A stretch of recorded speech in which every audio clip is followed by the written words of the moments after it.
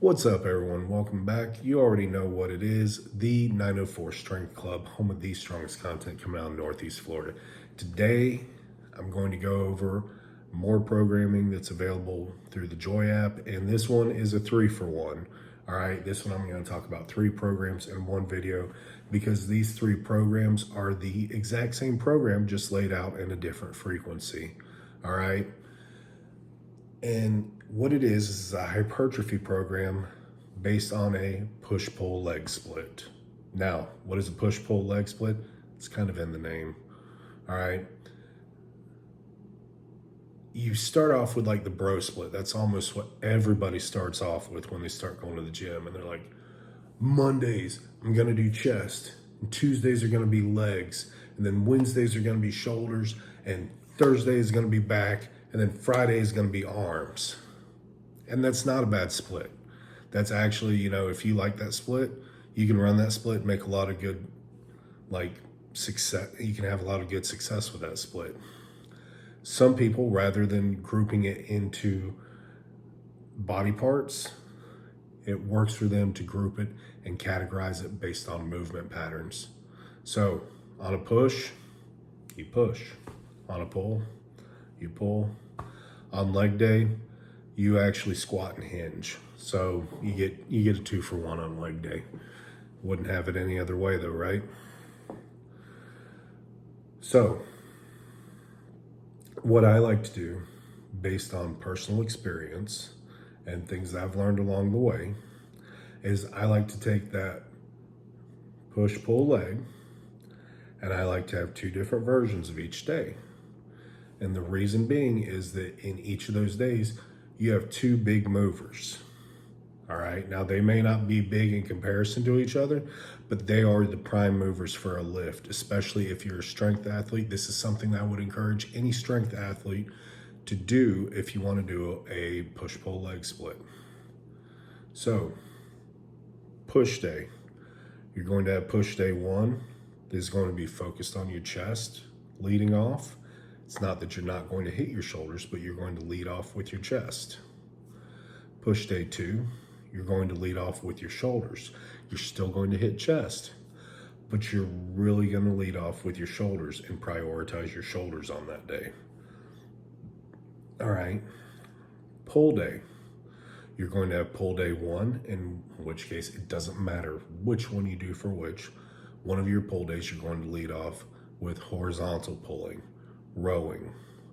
The other pull day, you're going to lead off with vertical pulling, lat pull downs, pull-ups. It's not really rocket science. Leg day, you're going to have one leg day that's going to be more quad focused and focused on squatting.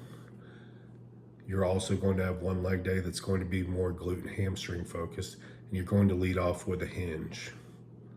Now, I will say that in a hypertrophy program for hinges, I prefer stiff leg deadlifts. I do not like full-on deadlifts for hypertrophy. I just don't. I think that you can get more of a stimulus for hypertrophy using less weight doing a stiff leg deadlift than you can doing a full deadlift.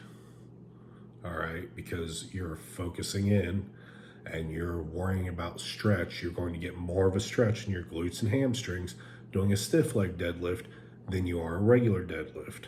You're going to use less weight, which means that your recoverability from that session just systematically is going to be better. All right, so you don't have to do that. You do it however you want. When I program hypertrophy, I use stiff leg deadlifts or even single leg deadlifts or some other variation of deadlift that is not a full competition lift or any real like high-end loading. That was a rabbit trail. Back to it. All right, so 6 days is the base cycle. 2 push, 2 pull, 2 legs. So how many days a week do you need to run this? That's a really good question that depends on a lot of factors not the least of which is how busy you are in life. All right. These sessions can run over an hour. So with some cardio, you could easily be at an hour and a half.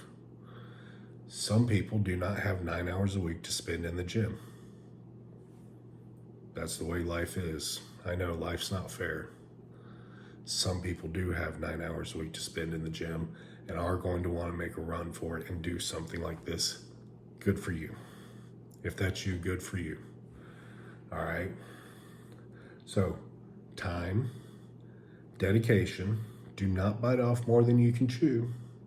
It is better for you to pick a lower frequency, do a 12-week block of a lower frequency, and then come back and say, okay, well, I want to up the frequency. Come back to a 12 block week of a higher frequency. All right. That way you're not missing. Do not miss days in the gym. You get sick, it happens, something happens and you have to miss, that's fine. But when you continually miss a day a week, that snowballs. All right.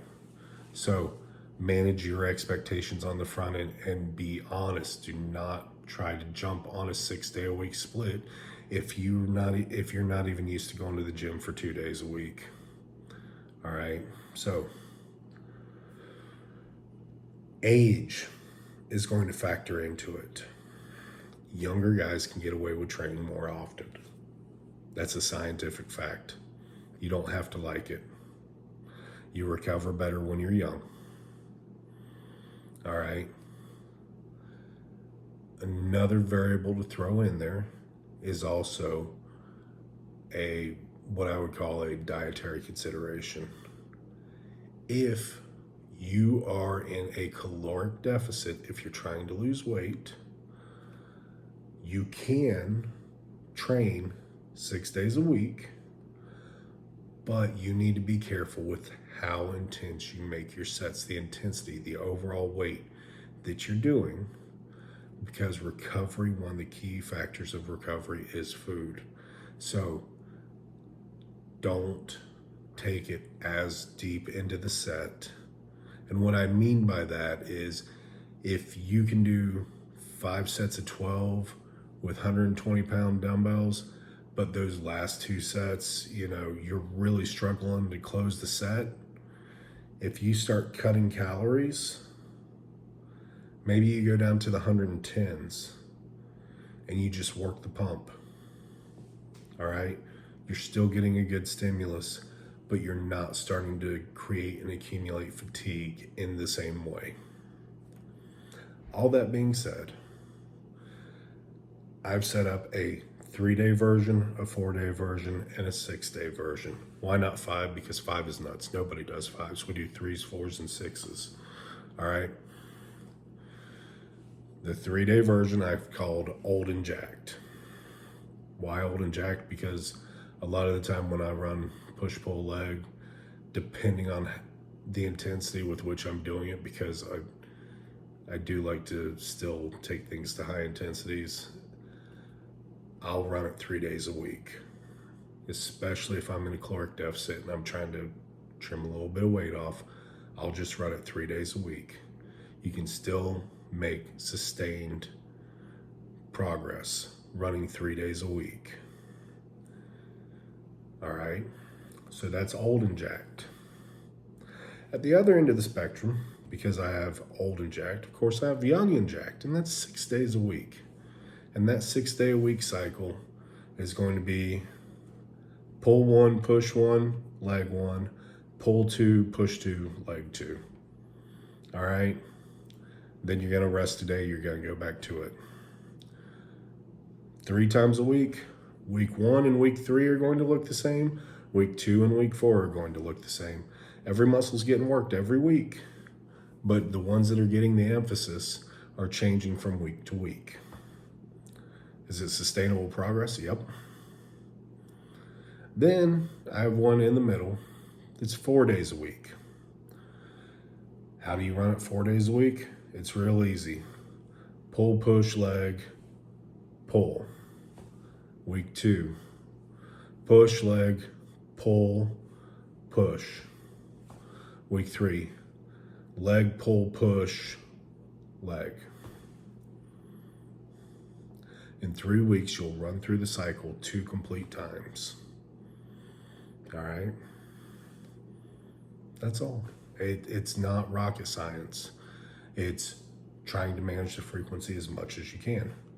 Now, you can do a million other variations on how you stack it in there. You can run you can run 3 days, take a day off, run 3 days, take a day off, run 3 days, take a day off, and you're going to be all over the place because you're going to go Monday, Tuesday, Wednesday. Okay, you're off Thursday. Friday, Saturday, Sunday. Okay, you're now off Monday. Tuesday, Wednesday, Thursday. Okay, you're now off Friday. It gets weird. It takes a special type of person to run a split like that, but it can be done. But I kind of like to tie it to fixing days of the week. If I can't line up a specific training day with another day, I at least like to keep it on the same days of the week. So I like to train Monday, Tuesday, Thursday, Friday, or Monday, Wednesday, Friday, and then do cardio either on Wednesday or Tuesday, Thursday. That's how I like to do it. You don't have to do it that way. All right. But managing life commitments, managing recovery, managing nutrition, these are 3 variations of a push-pull leg split that are available to you through the Joy app, or you can set them up for yourself based on your goals. Anyway, that's all I've got for this one. Stay tuned for the next one.